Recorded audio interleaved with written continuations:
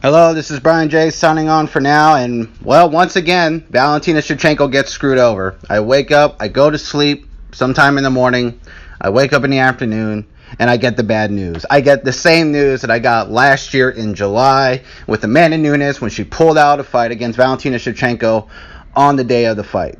And this has happened again. It's happened again. Nicco Montano pulled out a fight for health issues, which I don't even buy. I don't buy that she's had kidney failure or that she had a bad weight cut. I don't buy it at all. I think that Nicco Montano, she pulled out a fight because she didn't want to get destroyed by Valentina Shevchenko. She saw that things were getting real. She saw that the fight was about to happen, that things were getting closer and closer and closer and closer. And so Nicco Montano, she got nervous and she got scared. She could have done what that heavyweight contender did, a month ago and just walk out in the ring with a 1 second into the fight, and forfeits the fight.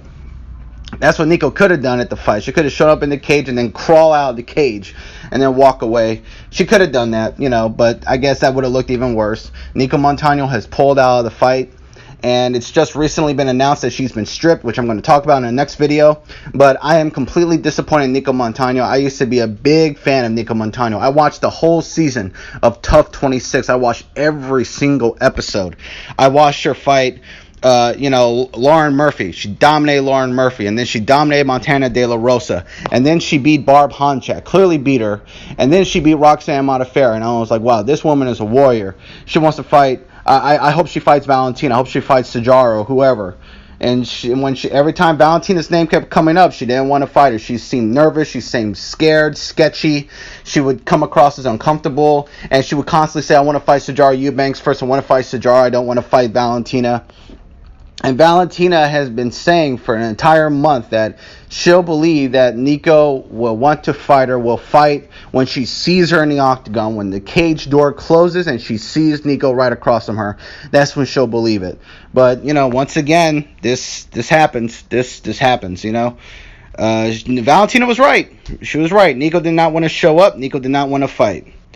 It was, these whole UFC dramas were supposed to be about Darren Till possibly not making weight or whatever, but apparently Nicco couldn't make weight, and she pulls out of the fight. So I'm disappointed in Nicco. I'm not a fan of hers anymore. I don't care about her. She be blocking people for even talking about Valentina, for even mentioning Valentina.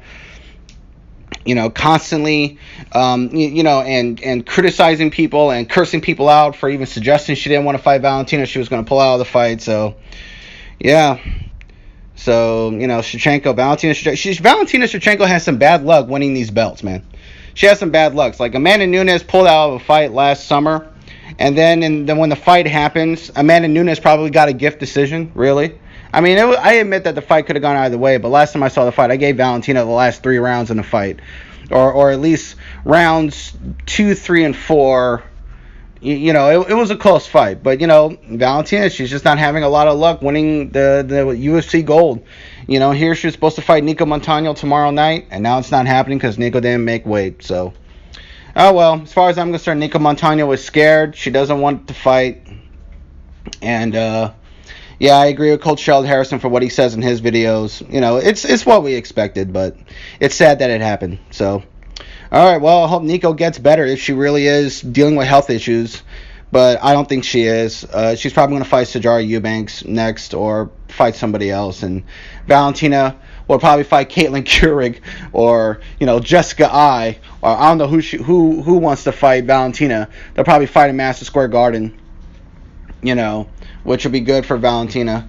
But Valentina, she made weight. She made 125, so she's going to get paid tonight. They'll probably pay her $90,000 or $100,000, how much they're going to pay her. So good for her. But yep, Valentina is she's the boogie woman at 125. I guess she's a boogie woman. And this is Brian J. signing off for now.